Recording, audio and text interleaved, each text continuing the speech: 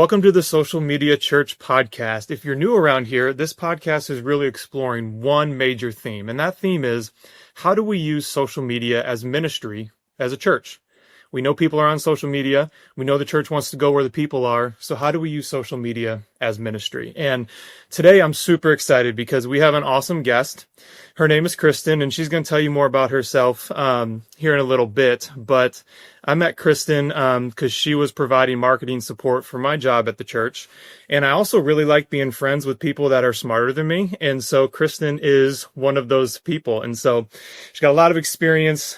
She loves Jesus, loves the church. And Kristen, thanks for being here. I'm excited to have you on the show.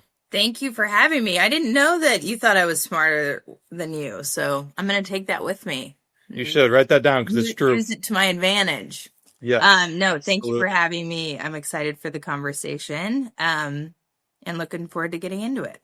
Absolutely. So, Kristen, let's start for a few minutes. Just like your background. We're talking about marketing. We're talking about social media. Just tell us a little bit about about your background professionally, like your connection to the local church. Just tell our listeners a little bit about you. Sure. So I'm born and raised in Kansas City. I've attended Church of the Resurrection, the Leawood location, since I was probably in 6th or 7th grade. So I got confirmed in the church, and it's been my home church. I'm 35 now, so over 20 years, let's say. And professionally, so I have been involved with sales and marketing in various capacities for my entire career. So excited to have this conversation because I've been able to see just the landscape of marketing in general change. COVID was a huge booster to that. So excited to talk about how it relates to the church. I'm a wife to a great man named Mike, a mom to 2 kiddos, Calvin and Freddie, who are 5 and 4-year-old boys. So yeah, that's kind of me in a nutshell. Love it. So let's dive in and a little bit of context in terms of where we're going. So I want to talk about what is marketing and why does it matter for the church? What does good marketing look like? What does bad marketing look like? And then what does all of this mean for social media for churches? And I want to start with this is I have a really strong conviction that churches and as church leaders, we are in ministry. And ministry is not business. And we all know that, and that's very clear. And also, I think churches would do well to pay attention to what businesses are doing in the marketing space. Because if we are trying to capture attention, then we need to be equipped to capture that attention. And, again, I know we're talking about kingdom and ministry, but there is a competition for eyeballs and a competition for attention and a competition for time. So as churches, I think we would do well to really study what do business marketing professionals know about the marketing space, and then how do we apply that to the church? So Kristen, you've been a marketing professional, sales professional in the business world for your career. You're really good at it. I've experienced that on the client level and also as a friend. And so let's start with this before we get to like tactical social media. As you think about marketing, here's my question, Kristen. What is marketing overall, and why does it matter for the church? It's a big question. So to your point, I think that church is organization business adjacent. And I think what makes a lot of devout religious followers amazing is the fact that they shy away from persuasive tactics. They shy away from selling you on things, because, and in my experience too, I had a bit of a identity crisis when I got into sales because I'm like, I don't want to like pull tricks on people or sell them things that they don't need. So peeling that back and working through that for myself, it's like, I'm only going to sell people things that they need, right? And that I believe that they need. And that has been my path. I started out selling radio. I was listening to the radio. I was ingrained. I knew that I I believed in the product, right? So it's easy to sell. And I feel strongly about anything that I'm selling today. Um, but I think, when you reframe it and put it in that perspective, I also fully believe that I wouldn't be the woman, sitting before you today without church and without my religious journey that's taken me 35 years to walk and will take a long time. So I think reframing it from we're selling, we're persuading, we're even marketing into you have a really good product that is Jesus Christ, that is, leaving the world better than we found it, doing good unto others as we would do unto ourselves. That's your product. And Mm. it's changed your life. Therefore, that's what you're marketing and selling.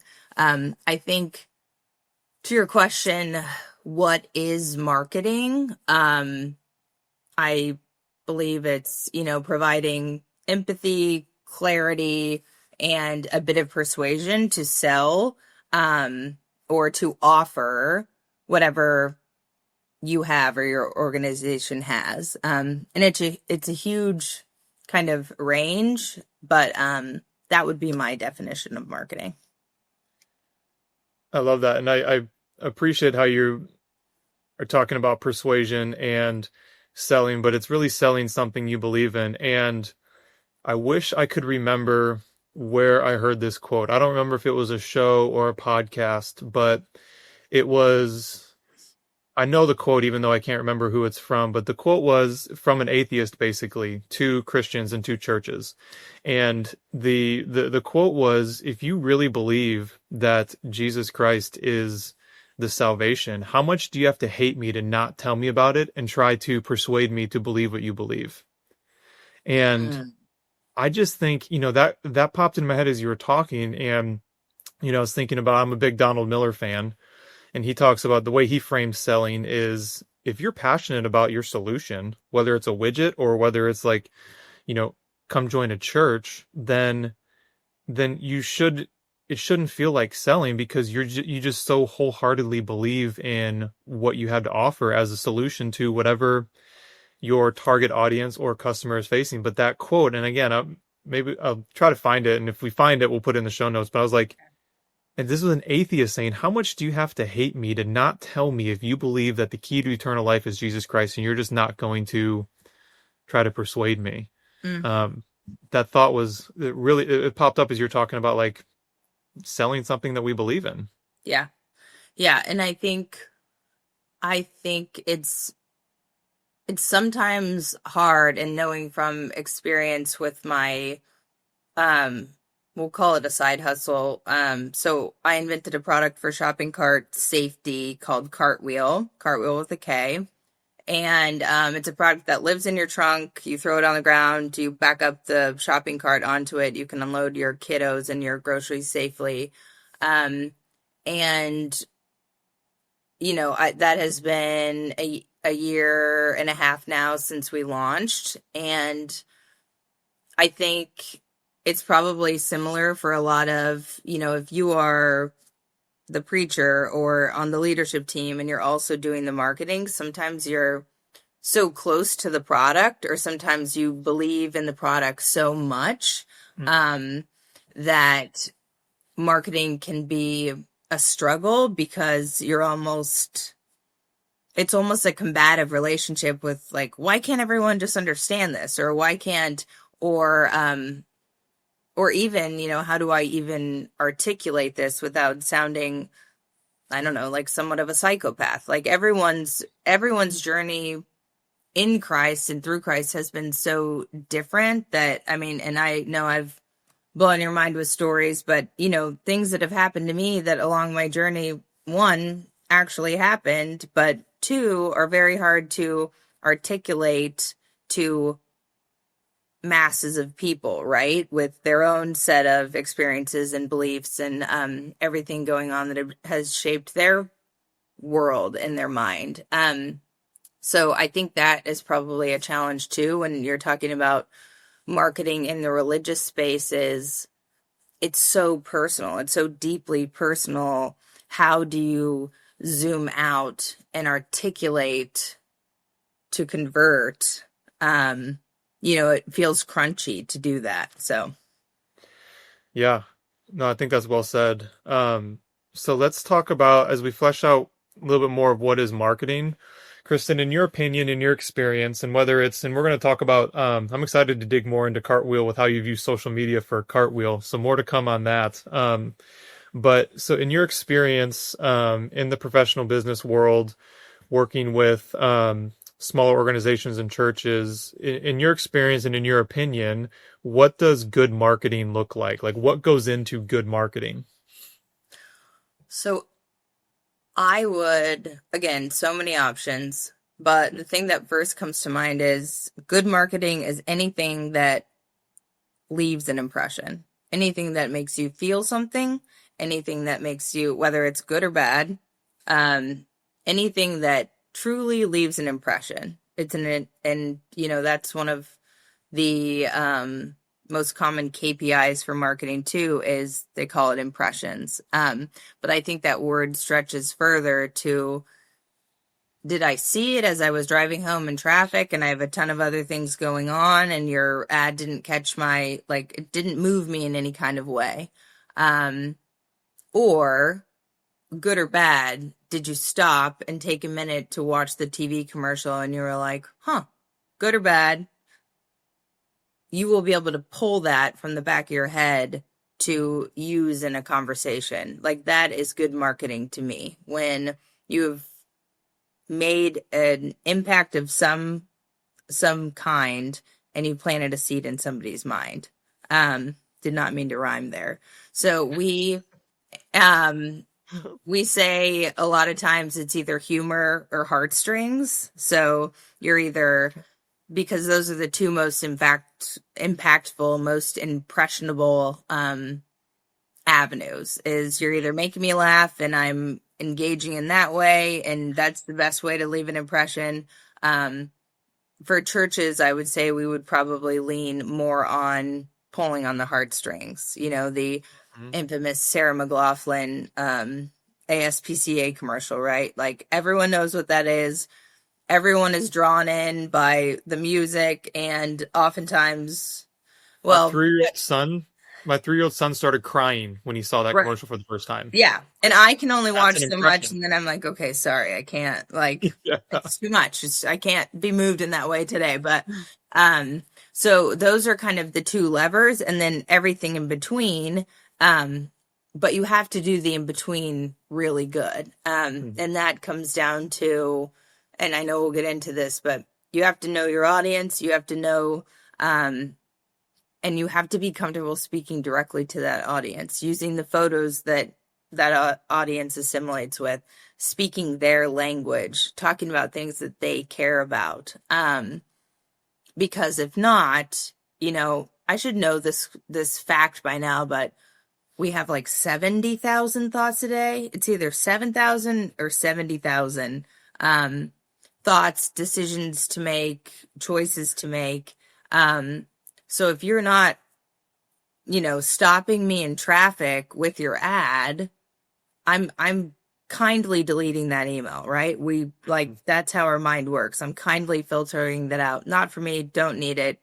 That's a superpower of mom compartmentalization too, but it's also like, not for me, don't need it. Keep going. Absolutely. How important is strategy and planning in, like, quote unquote good marketing? I think it's everything. I think now, like, right now is a wild time to be alive, full stop, for all the things that Amen. roll up into that.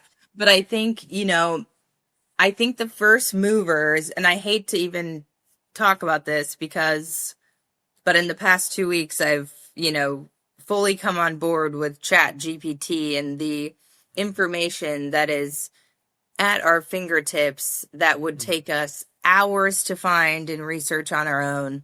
Um, and how granular you can get with your problem, and leverage AI to at least prompt your strategic thinking, if not give you kind of an outline for, what you're trying to do for your specific organization with those specific goals. You can put all of that in there. So I think for you don't have a marketing strategist on staff, or you don't know where to start, it's such an amazing tool to prompt you to say, like, who your church is, what you're trying to do from a growth or reach perspective, putting that into the tool and having it spit out ideas, take them or leave them. But, I'm very big on managing your energy, and you only have so much people energy. You only have so much critical thinking energy. You only have so much playful energy, which is why my husband plays with the kids most of the time. It's like all the things that it looks like, bars on a graph, and they go up and down. Mm-hmm. And I can imagine that, just knowing our experience, a lot of times marketers are the ones that wear probably the most hats, because in effect, everything rolls up into sales and marketing. Nothing happens in an organization without sales, and rarely sales happen without marketing. So, I think the role is kind of catch-all, which means you don't have a lot of that strategic critical thinking time. So leveraging AI to start you on that path is important, but your question was, how important is it? And I think without a marketing strategy and without a roadmap, you are throwing things at a wall to see what sticks, and it's not planned out. And from a budget, from a time, from an execution standpoint, I think that's where most organizations fail to keep a consistent campaign style structure going, which ultimately leads to, we have a brochure that looks like this. We're dropping off, hang tags on doors that look like this. We're doing this on social media. And it's piecemealed. It's not a cohesive campaign style. And why that's important is because, I see one thing from your organization, the logos are the same, but I see one thing from your organization that looks like this. I see another that looks like this. And so my mind has like 4 different touch points for you in it, versus if everything looks and feels the same, you're making one impression that's just getting deeper and deeper. And actually, it should go this way, because the funnel is, top of mind brand awareness. You're pushing me further down the funnel into that action and that conversion standpoint. So, I've been in the game, marketing strategy, tactic game, long enough to see small businesses put up a billboard that looks like this, do a radio ad that sounds like this, get served a mobile ad that feels like this. And I'm like, that's a miss. Like, that's not, we could be more effective with that budget, because we need to understand how the mind works and how the mind groups. We talk all the time, and I'm like, okay, put her in a box for me. Like, what are we talking about, or who are we talking about? And again, that can feel judgmental. I think it's different for churches, because we're like, we don't like to put people in a box. Like, everyone's their own person. Like, the kindness has to kind of be put on a shelf for a minute and say, okay, from a demographic, arguably judgmental standpoint, like, who are the 5 different people that we're trying to reach? So, yeah. Yeah, strategy is, I love how you said that. I mean, how important is strategy and planning? It's everything. I've heard you talk about, thinking about executing, because we're still talking about good marketing and what does it look like. And it starts with a strategy, starts with a plan. I love how you said that we're talking about good marketing. Like, good marketing strategy is everything. Execution is everything. And one thing I've heard you talk about in the past is discipline. And I think, and before I get to that, you talked about budget, and I mean, you never want to waste money, but as church leaders, it's particularly important of how we're spending budget because this is other people's tithes and offerings. We exist based on the generosity of others, and that's beautiful. And that doesn't mean that we don't try new things. It doesn't mean we don't experiment. It doesn't Mhm. mean we don't ever fail. But also, what is going to help our marketing budget, which comes from the generosity of others, go as far as humanly possible. So we kind of have that in our mind. But I've heard you talk about discipline in the past because you have a strategy. And first of all, going viral is not a strategy. That's a pipe dream and a wish. And it's not even sustainable. It's not even what you want, for the record. Yeah. But when you have a strategy, you put your best thinking, your best foot forward. We have a strategy, we have a plan. Now it's time to start executing. What role does discipline play in terms of seeing, like, working on the strategy long enough to even see what is this doing? Talk to us about Right. discipline. Yeah, so you'll read different things. You have to post every day, like no content is bad content. And I think discipline is sticking to the plan. And I think the plan is different depending on what your goals are and what you're trying to achieve.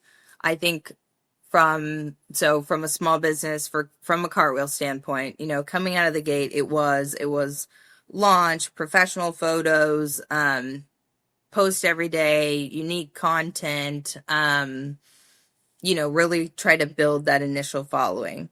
But I think what can happen, which is what happened, really March of this year, is we we got our core following. It was like 755 has been this number since March. And I was excited about that. It's not thousands or anything, but it's also no or low budget, completely on my own,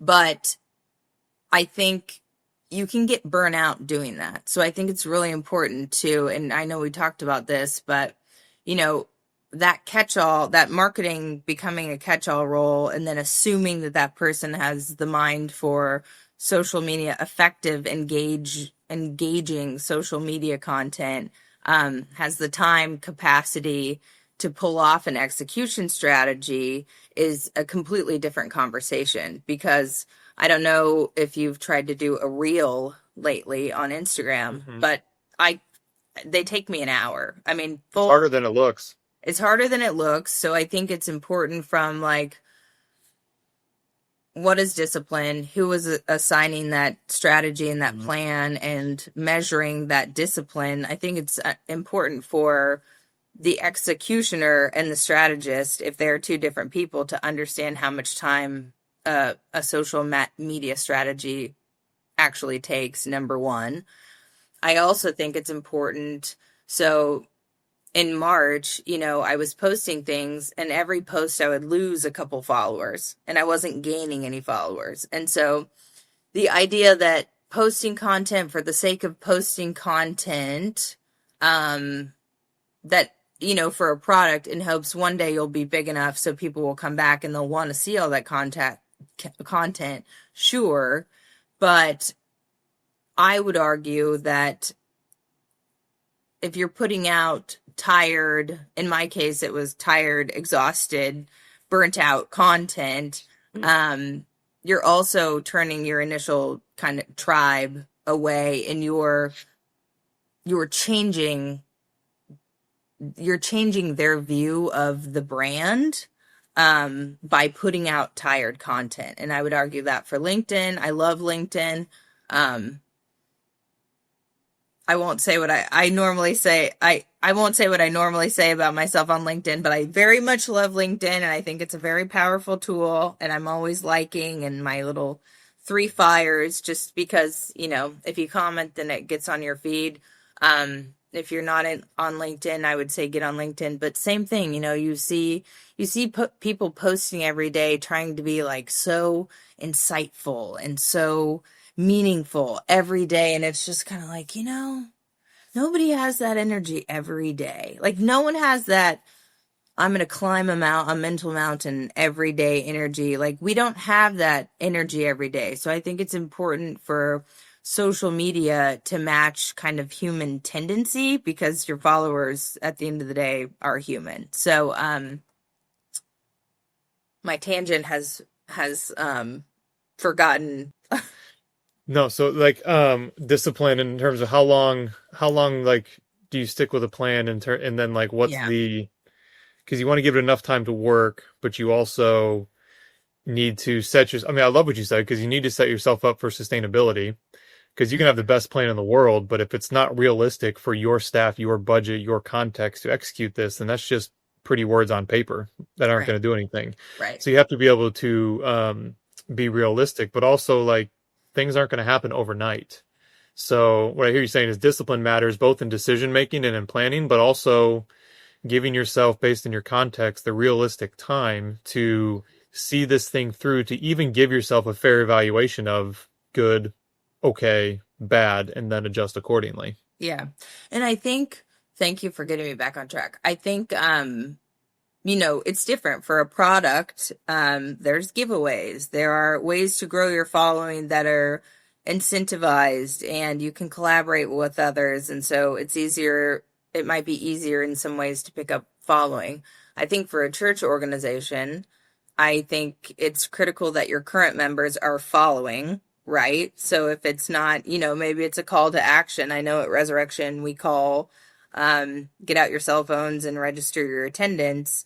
I think it's taking 2 more minutes and saying,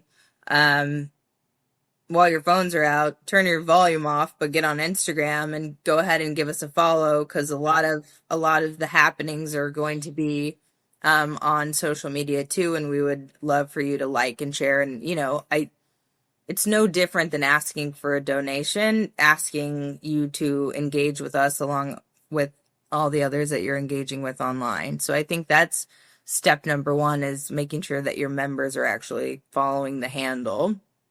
And then number two, and we've talked about this a little bit, but I think it's getting really clear on your goals and your growth strategy forward, because I think those same people, one, and this is kind of a side thought, but the same people following, donating, who care about your home church organization also know that if they love the church, then that church has to be there in the future, right? So they're going to be compelled to help that church grow by various ways, just as anybody else. So that's just kind of a side point. But I also think it's it's important for a church to be clear on, who are we? Like, what is our brand? What do people say? Because your brand is effectively what people say about you when you're not in the room, right? That's why growing I your like that. personal brand, I always say people are like, oh, we know you from so and so. What a small world. And I always say, yeah, you got to be nice, because it is a small world. Mm. But you have to get clear on your brand to even begin to push out content. So if you are, and this is me putting churches in boxes, so hope not to offend, but if you are a, smaller rural church with a more aging population, but you're trying to speak to a younger demographic to, kind of keep the generations in the church, and we know everything happening with millennial generations and below, but don't, I wouldn't be, even though you're trying to attract that 25 to 45-year-old, don't be afraid to show who you actually are, and be authentic in that way. Versus, because I think, if you see a social media ad and then you're like, oh, my Aunt Carol goes to that church, I'll ask her about it, and she says something about the brand that's completely different about what you're seeing online, Mm. then there's an inauthenticity there. And I Yeah. think that, as we know, especially as it relates to the church, like, that's one of the major pushbacks is, oh, church people act one way, and do another, or like say one way and do another, right? So I think it's especially critical for churches to be who they authentically are, to figure out what their brand is and what their authentic brand is, and stick to that, and then from that vantage point speak to those different demographics that you're trying to reach. Because authenticity is a buzzword now and gets thrown around, but it just couldn't be. It gets thrown around because it's true. You don't you want to engage with an organization that is being authentic, even if it's not for you. Absolutely. And I think about, the tension, just in my marketing role, for Resurrection. I mean, from an aspirational value-based perspective, like we are incredibly inclusive and diverse, like we just are. But we also have to be careful that, we have 9 locations in all different parts of Kansas City Metro, and all those locations are different. So we want to we want to be aspirational in terms of who we're striving to be. But to your point, don't want to send the wrong message, because we need to be authentic to who we currently are. And those things aren't mutually exclusive. But if we're trying to build trust with somebody and there's a bait and switch there, then you might lose somebody before they even get a chance to show up and build a relationship. I'm fascinated by the story. So I want to come back to a question from your experience with Cartwheel social media, when you were posting and you noticed that you were losing followers versus because you felt like you had to post, but the content wasn't helping. And I feel like if you and I solve this problem, then we'll write a book and then we'll go buy an island somewhere. Right. Because it would just crush. But it's Who's the Shannon quality. with it? Yeah, exactly. It's the quality versus quantity question. And let me frame this with 2 examples from my own social media consumption. The first one is Gary Vaynerchuk, which to all the church leaders out there, he's a brilliant mind. If you don't like cussing, don't listen to him. But if you can get past the cussing, he's incredible. Mm-hmm. That being said, he's got an army of a team, and he says you should post every day on all 7 platforms, be everywhere all the time, context to each platform. And I'm like, that sounds amazing. And also so far from realistic, I don't know what to do with that. Mm-hmm. Then on the flip side, another example is the recording artist called NF, who's a Christian hip hop artist. Love him. He's incredible. His social media, if you go find him on Instagram, he's got like 5 million followers, and I think he's posted twice in the last year. Mm-hmm. But you better believe every time he does post, like I'm either hearing about it or I'm seeing it, and I'm like literally stopping the scroll and like, does he have new music coming out? I have to have this. So right.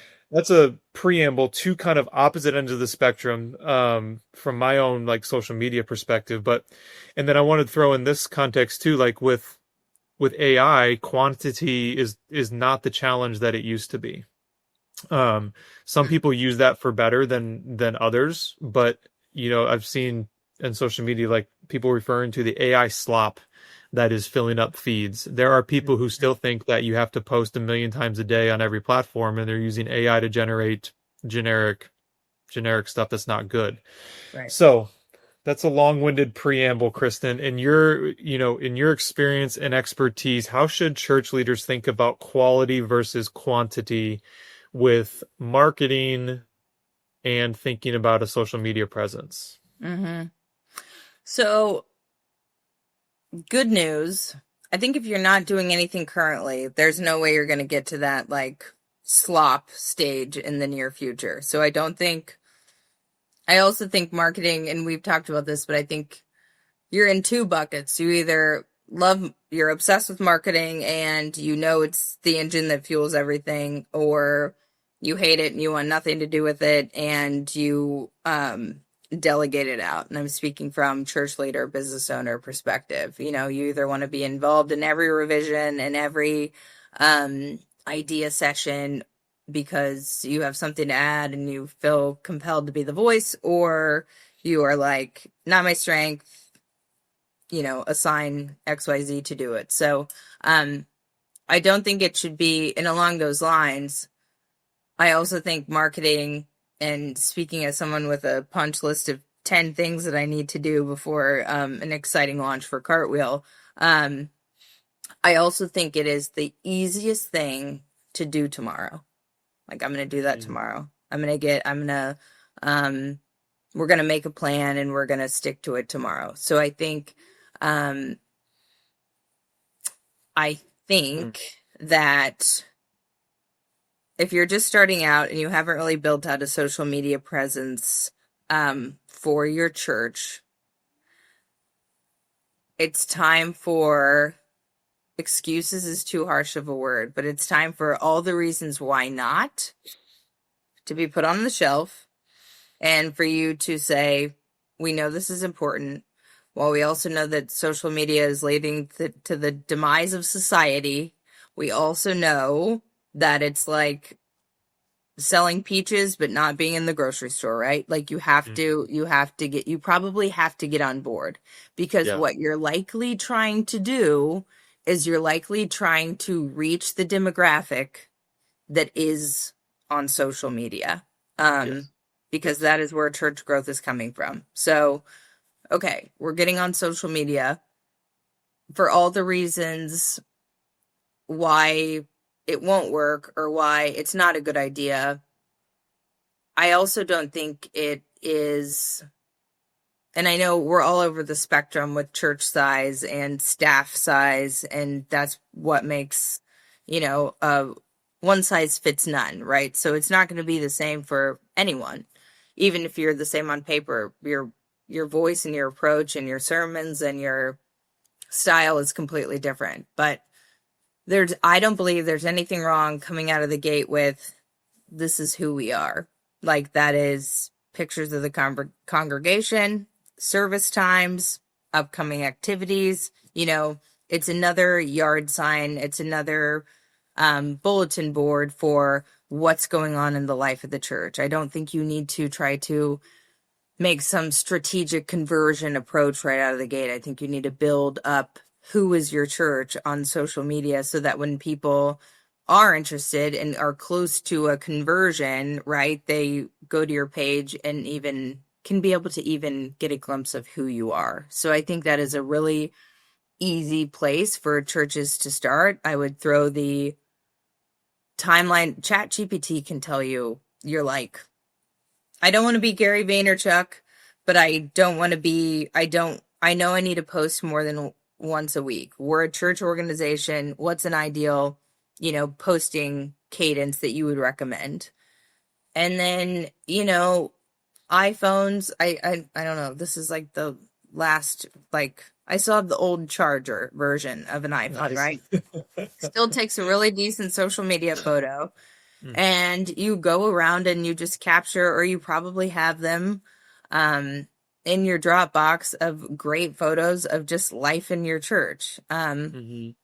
I think it's a great time to start posting because we're ramping up to the busiest, most activity filled, most important time in the life of the church, arguably. Um, so I think it would be a really easy time for a church that isn't on social media today to get some really good content simply by snapping photos and letting people know what's going on. But I think, we're only going to have like 3 followers. I think that's when the call to action is on Sunday or in groups, like whoever your organizational leaders are. This is a new church initiative.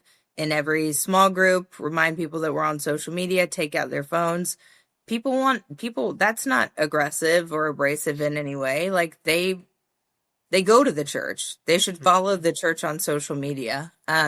So building up your core following for them to, for me, Kristen, scrolling on social, following Resurrection, seeing the trunk or treat Mm, announcement, to be able to send that to my 2 friends who live right by the church, who have expressed interest in going to the church. How easy is that? That's not yeah. confrontational. That's not overstepping a boundary. So I think if we, I don't know, silence whatever is telling you not to get on social media, and looking at it no further than representing the life of the church to begin with is a really solid and relatively easy place to start. Absolutely. So I remember something I thought about earlier when we were talking about good marketing, and you said good marketing leaves an impression. First of all, I know we're friends, so you won't mind, but like I'm stealing that because that's really good. But Steal it. right. But here, so like, let's make this practical, and then like super practical, because we're recording this at the end of October, and then I want to dig into some social media, just tactics with how you launched something from nothing with Cartwheel, because that's gonna mirror a lot of, wearing a bunch of hats, Mm. small team, small budget scenarios for a lot of church and ministry leaders. So, but back to good marketing leaves an impression. So here's a tension and an internal argument. Sometimes it's you know, a staff level disagreement in terms of the best strategy, and the best is the wrong word, because right and wrong, I think, is the wrong way to think about it. It just kind of depends. But here's what I'm getting to: Christmas Eve, whether it's a social media post, social media ad, a some churches do stuff on billboards, yard signs, Mm. banners outside on the street next to your church. So you have a very small amount of time to capture somebody's attention. So let's talk about Christmas Eve, because we want as many people as possible, all of us as church leaders, to show up to Christmas Eve. You have one chance at a 1.3 second impression with somebody. And again, we're not going to quote you on this, but your genuine opinion here. Option A is Christmas Eve at my church. Mm-hmm. Like Christmas Eve services, dates, maybe times, but like it's just the nuts and bolts. This is what we're doing. Mm-hmm. Option B is something like it's a slogan or a tagline like "This changes everything." Nice. With like some with you want to put a URL or something on there. There needs to be some takeaways, like, especially like a print ad or a postcard. Mm-hmm. Um, what's your honest opinion? Not that, because it's going to be different for everybody, but like for you, is it like the super straightforward, we're a church, we have Christmas Eve, or you're trying to like leave an impression with, something that's more catchy, but also less clear in terms of what it is? Question with a question. What is your brand? Where are you advertising? Where are these things being seen? Who is seeing them? When are they seeing them? That gives you your answer. Because Great. a Yes. yard a yard sign 300 feet from the entrance of the church with an arrow that says, "We'll see you back here on Christmas Eve," with the times, that's the ad for that specific location. If it's on my mobile phone, but you're targeting within a 2-mile radius of the church, "We'll see you down the street. Here are the times." That's for an established church. If you're a brand new church, your strategy is completely different. It's, "We're here now and we can't wait to see you on Christmas Eve." So I think it's like there's no, back to that, there one size fits none. One location is completely different. A tactic, I mean, because you also have to, it's all about, for the what, that is the content. For the when and where, um it's all about the end user. Like, am I scrolling through my tablet to see your mobile ad and I'm at home and I'm actually making plans? Am I on a major artery and I see your billboard and I'm a non-churchgoer? Are you established? Are you new? Like, it all depends, I guess. So it's like there's not a one size fits all. And that's when it comes down to knowing who you are and knowing what you're trying to accomplish with your ads. And furthermore, knowing where the people are going to be when they see their ads. And that is like taking it a step further. It's what's their headspace when they see that ad too. Because, and billboards are something that I do sell. And I always talk to my clients about, are you hitting me at 8:30 a.m. when I've just dropped off my two kids and I'm like, that is my time to bring my heart level back down and like get into a podcast and get my mind right for the day? Might be a good time because I'm also running through my to-do list and kind of compartmentalizing my day, and I see um the Church of the Resurrection trunk or treat ad, and I'm like, oh yeah, we have to RSVP for that, or I need to go get the stuff to decorate my trunk, or whatever. It might be a great time to hit me. Might also be, but that's how my mind works, right? The person next to me's mind is like, I cannot deal with another thing. I just had a fight with my kid and now I'm mad at myself. I am just going to try to get through my day. So you might hit him on the way home, because on the way home, that's when he does his planning. So I think it's like, again, there's no one size fits all. And I think it's like jumping into the mind of who you're trying to reach and trying to figure out when is the right time to hit them for their mind. Like, and I think that's the game, right? Yeah.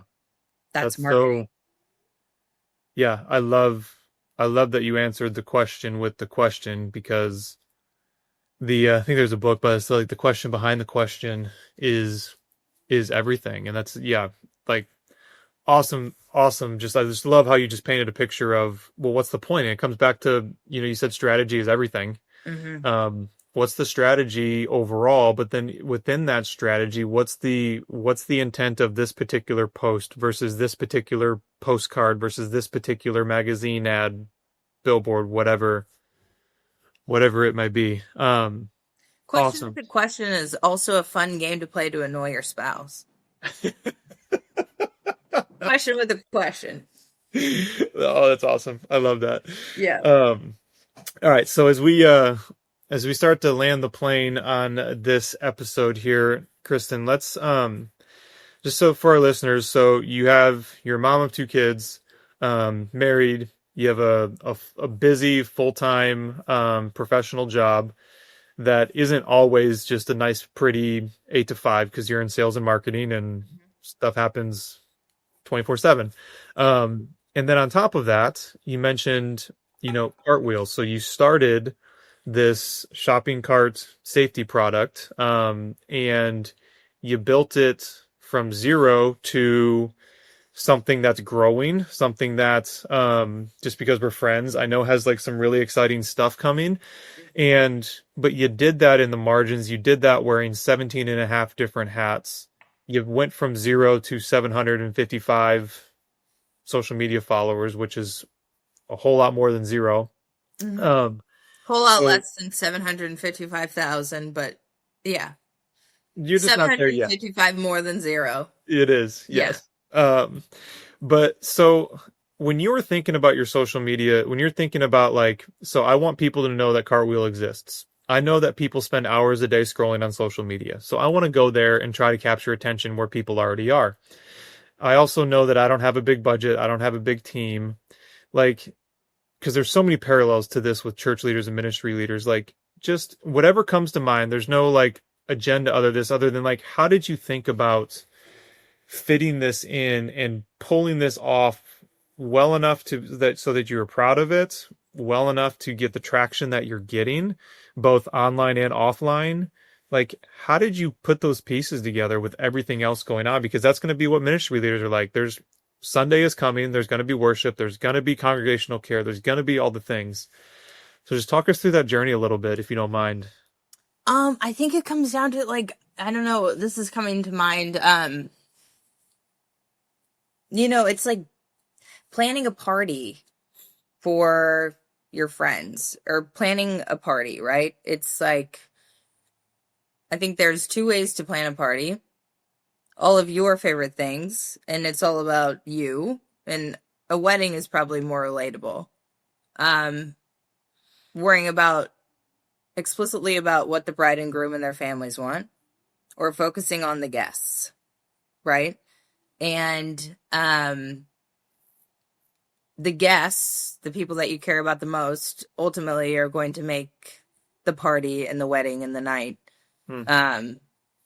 fun and interactive and engaged, and all the things. And I think you can think back with this example and think of, weddings that they focused on the guests or weddings that they focused on themselves. And I won't give specific examples because then that'll get offensive. So like using that metaphor, like it was all about my guests. I was like, okay. And it's not hard. It's not a hard jump because at the time of launch, I was a 34-year-old mom of two under 3.5. And I had this scary shopping cart scenario happen when Freddie, my youngest, was 2 weeks old. We were at our inaugural grocery run. I was 2 weeks Inaugural. Yeah. post C-section.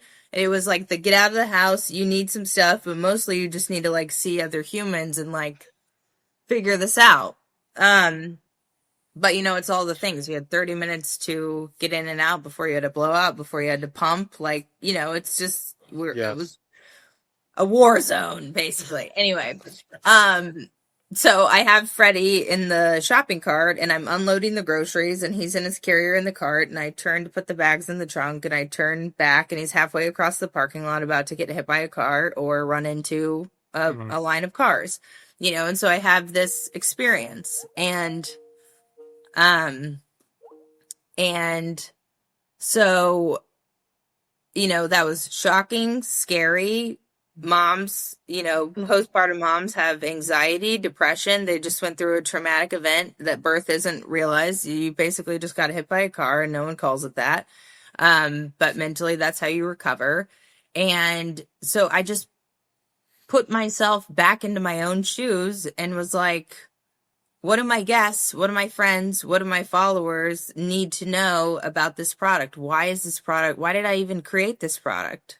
And that's not a huge, so it was like, what do I like? I like, med spas, shopping, like whatever. So the initial launch was, a couple carrots dangling about this product is coming that got some traction, but it was a giveaway. I partnered up with other, female-owned businesses and we did like a major giveaway and it was, candidly, it was all my favorite things, but it was all of like a lot of my demographics' favorite things. And so if you look at your Instagram handle, like an event or like a space or community, it's not hard to then realize that needs to be a space and a community that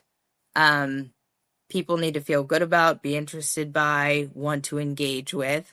So that's just kind of how I looked at it. And that's why, with anything, if I don't have anything to say, I don't say it. Like, I don't force it. And I think that's the beauty, and that might be a little different, but that's the beauty of this being completely mine. Is that I do have the control to be like, whatever's happening in the world or whatever the thought of the day is that worth sharing? And if it's not, I don't share it. Yeah, I would go back to, for a church, it's like anything. It's like, why did you go with muffins versus donuts? Why did you go with coffee on Sundays versus orange juice? It's because orange juice makes kids crazy and coffee makes adults happy. So that's why we go with coffee. We're not going to give orange juice because that's what, it's like any decision. So it's no different than when you're posting. It's like, who do you want to be speaking to and what do they need to hear about what you're offering? Full stop. That's such a helpful framework and a principle that can apply to the biggest of budgets and, the zero budgets. And I think so, kind of one last practical question here, because I want to make a statement and just get you and just see how you respond to it. And feel free to tell me I'm crazy, because our listeners would enjoy that, or maybe I'm right. But I think social media, because it's like, okay, so I love that framework. I'm hosting a party. Is it about me and what I want, or is it about what my guests want? Love that framework. So now I'm like, okay, I'm motivated. I'm gonna do this. I'm gonna make the commitment. Um, but do I need to go buy a whole bunch of lights? Do I need fancy cameras? Do I need all the like fancy graphic design?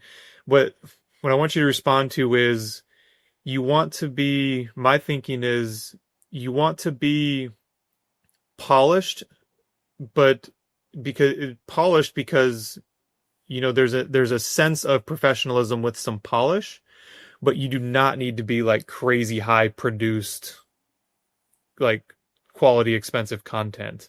Would Mhm. you agree or disagree or somewhere in between with that? I fully agree because then it goes back to who are you as a Mm. church? Like, if you are, if that's what if that's what your audience either expects or comes to expect or comes to know, what have you, if that's who Grandma Carol or Aunt, I think she was my Aunt Carol, um, if that's what Aunt Carol's going to say about the church, then your social media should reflect that. If that's not what Aunt Carol's going to say about her church, then do not try to be anything other than what she's going to say. There are plenty of amazing organizations, and I'm thinking about my Nana's church in particular, that are we have a women's group in the basement every Tuesday. Everyone brings a dish. We try to do what we can with what we have. We're excited about, an X number of dollar donation to harvesters that, it's like, if you're grassroots and if that's your thing and if that's your community, then don't try to be anything other than that on social media, which would mean no to the lighting, no to the content, maybe even no to the reels. Like, let's just get something out there, right? But boasting a if you're boasting another persona, then I think it's important that whatever your church is at its core, that is a direct reflection of how you show up online and on my door and when I shake your hand, and it is brand, brand, brand. Beautiful. That is a great spot to end with, Kristen. I know just fair warning, I'm gonna ask you to come on again down the road. We could talk about marketing for hours and days Yes. and we Been covered a lot of ground today. So thank you. You're a good friend.